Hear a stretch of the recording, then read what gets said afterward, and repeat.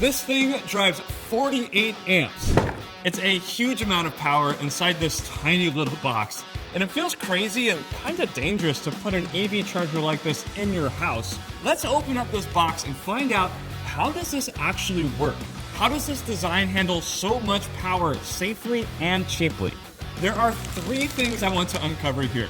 First, I expect high power circuits. We have AC mains coming in, and it gets converted to 48 volts out. How do they do that? Second, the control circuitry. There's Wi-Fi in here, and also EV chargers have to talk to the car with some communications protocols. That's what these parts of the plug are for. You can't send power out without confirming the car is safely connected and ready to charge. And third, how's the physical design? There has to be some good spacing at these power levels or things will short out. So is the box itself a point of failure? Let's open up the box and void some warranties. Well, there's something good in there. This transformer is just floating in here? That seems bad. The zip tie broke during shipping. All that was holding it in is this little zip tie. That makes me a little nervous to start things off. But let's look at the power here. So AC power is going to come in through this hole here. And we have ground, line 2, and line 1. So your line voltage comes in, and then we should be able to trace the power all the way through this. We love a good black box at engineering. Let's open this up, see what's inside. Oh. So the first thing we see is an AC to DC converter here. And our line voltage is going to come in. It says it'll take like 110 or 220, depending on what you want to hook it up to, and only 12 volts out. So a lot of power conversion in a little box. This looks potted, so we're not going to be able to see inside. And that's a good best practice to use potted converters so that things don't rattle loose like our inductor friend here. We're going to have to get this top board off to see where the DC power goes from here. Let's see what we have under here. So a couple interesting things happening to connect this board. We had 2 mechanical connections, but also some electrical connections through these pin and socket connectors. But if you look at these, there's some really interesting design choices here. At least it's cost effective. I don't know how secure that is, but it's not supposed to be mechanical, so it should be fine. One of the things I like to look at when I'm analyzing a design is what capacitors did they use? This can really contribute to longevity and reliability, but you have to spend a little more if you want the good caps. Essentially what this is for is the AC lines come in through this and through here, and that way the brain of the system knows that there is AC power coming in. And we see a similar one here on the output. The DC line is going out through there, so now the brain knows what's coming in, what's going out. This is a Nichicon capacitor, which is a pretty, it's like $1+ for this thing, so that's actually a really high quality one. Really happy to see that in here. And essentially what this is doing is some filtering to make that DC line I wish I had smaller fingers. Here we go. To make all this DC output much cleaner from our converter. And then once the brain knows what's going on and decides we should actually output this DC power to the car, there are some big old relays here. Let's take a look inside of these. So we have some nice little filtering and sensing circuitry here. And once the brain decides we need to send power out to the car itself, it will flip these relays. These are actually really nice relays. They're the Omrons. They're $10-15 each. And there's 2 of them because we have 2 high voltage lines coming out of our EV connector. Once the brain says yes, send power, these click over. It's very satisfying sound. So if you ever hear clicks on electronics, it's relays. And one thing I really love about this board, look at these current connectors here. This is the output of the relay. They didn't want to run this on the circuit board because it's 48 amps and that could go really wrong. So they put in these monstrous connectors here, and you can see then that goes through our other transformer and out to the car. But just because this is plugged into the car doesn't mean power is going to get delivered automatically. The charger and the car have to agree how much power to send and whether power is going to be sent at all. So let's trace back through the cable and look at the brain where these decisions are happening and see what's going on with this board. A couple things I want to look for on this board. How is it handling Wi-Fi? How are the serial protocol communications going? And is there any other kind of fun or interesting design stuff happening on this thing? So the first thing I see when I look at this control board is the ARM STM32 chip here. This, I think, is going to be the brain. This is where all the decisions are being made, and ultimately, this decides whether or not power goes to the car. But let's also check out Wi-Fi, because this thing has a Wi-Fi board. We had a Wi-Fi antenna that we disconnected to get this board off. And we see this expressive Wi-Fi system. It has this nice metal shielding packaging on it, and it looks like it drops in as its own board. It even has a different colored silk screen on here. You can see that board is black instead of green. So I think for the Wi-Fi version, what they've done is dropped this on, and then you have these dip switches.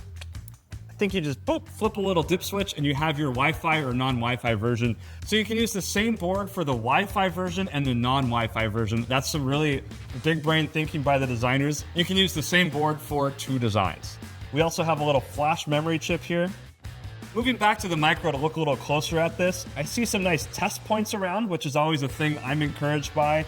Maybe even a little programming board here, so they press fit this in and that controls this. We also have this I2C EEPROM chip here that is going to read in from the dip switches what configuration of board this should be and program our micro to operate as that product. We have some really good ground connections around our physical screws when we pulled those off. This metal around the circuit board here is going to connect really well and make sure we have solid quality power to our board, because if that glitches, who knows what will happen on the charger side. And with an EV charger, there's zero tolerance for risk for these things. They have to work well every single time. We also have a classic 2032 for battery backup. That's going to store that memory even when the thing is not powered up. And a little warning buzzer. I love a good buzzer for this, because if something's going wrong, everybody around it needs to know. One other fun thing I found on this, on the back side, is this tiny little board here. This looks to be a power supply for our Wi-Fi circuitry. So I think what they're doing is they just tack this on for the Wi-Fi model and they leave all of it off for the one that has no Wi-Fi. Overall, some elegant and modular design on the control board, but I'm curious how well they're protecting this. So let's take a look at the physical design of this. The box, the O-ring. Let's pull this other board out. One thing I noticed in the lid is this little light pipe. This is essentially just clear plastic that goes right to this LED in here. It's a fun little design element, and it's a much better way of doing it than running the LED all the way to the board like some people might be tempted to do. One clever thing they've done with this board, as you can see by the silk screen, the same board works for the 40 amp version and the 80 amp version. So a downside of that is you may have to spec some of these components a little higher than you would otherwise, or you could just use the same board and populate different components for different designs. But ultimately, it's the same board for the 40 amp and 80 amp version, which is smart engineering. Thinking back to the Wi-Fi control, I was wondering how they would do the antennas. Sometimes you put it on the circuit board, but putting an antenna in a big aluminum box, not so great for antenna performance. So they actually have the Wi-Fi antenna sticking out the back of this thing. It's going to do much better outside of the box than inside the box. I really hope to see some fuses on the back of this board too. I didn't notice any on the front. So we got some big physical and electrical isolation. This is what I came for on the power side. Look at these big power planes. There's even physical slots in here. This could be a creepage and clearance thing. It could be like a UL certification thing. There's a lot of reasons you put actual holes in your board. I expect, because this is the back of these big relays, it's just safety. I found the fuse, and it's this little thing right in here, 300 volt fuse. So basically, if anything goes sideways on the electrical side, that'll pop and no one's gonna get unwanted shocks out of this. So inside the box, this is a pretty vanilla box. There's not a lot of exciting things going on here. I'm willing to bet it's an off-the-shelf part. They do have some custom drilling here for the AC and DC holes, and they have some padding on the side here. This could be for vibration protection, or it could just be to prevent electrical shorts against the box. So I can't find any brand markings on the enclosure, but it looks like a pretty standard Hammond enclosure that they've custom drilled and then powder coated. By using a standard enclosure, you're saving a lot of money on mold fees and machining fees. It would be pretty pricey to custom mill this out of aluminum just for yourself, but getting an off-the-shelf box and designing a circuit board that fits well inside of it, putting the custom drill holes in there, that's a pretty quick and easy way to do this and still get a high-quality output. There's also an O-ring inside of this lid to keep it theoretically waterproof, although there are some other holes here that I wonder about how waterproof this actually might be, but pulling O-rings out is fun, so we're gonna do it. Usually use a pick set for this, especially if you want to put it back together, but oh yeah, no surprises under the O-ring.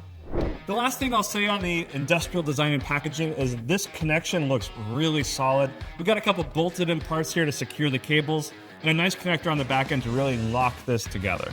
We also have the connector that goes into the car. This is a standard NACS J1772 connector, which is the flashy term all the EV people came up with.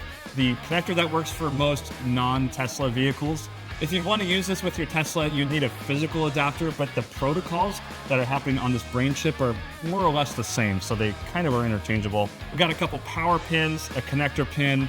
There's some safety protocols, but all of that safety stuff outside of physical isolation, and this is just a custom molded plastic connector with wires going through. All the safety stuff happens on the brain side. So at the end of the day, some really, I would say, elegant design on this. There's not a lot of innovative circuitry, but there are some very quality parts in here. If I were to complain, I would say this is not very space optimized. They've kind of just slapped it in a box. Something flashier like a Tesla charger with some smaller molding might bring down the footprint a little bit, but I think for a value charger like this, that's not something you're looking for. My other main complaint is this transformer coming loose during shipping. To me, holding it to the board with a zip tie is not a good long-term solution. That plastic's gonna age out, it's gonna bounce around. But to be fair, the AC lines will go through it and hold it in place. So it's not ideal. If I were the engineer on this, I would say we need to find a new way to pack this thing up. So at the end of the day, they use some very high quality components in here. I'm especially pleased by this capacitor. It's a good one. And if you design electronics, you know using quality parts from Mouser.com is the best way to make sure you are getting the right parts for your designs. Thanks for voiding the warranty with me today. I'm Daniel Bogdanoff. I'll see you next time.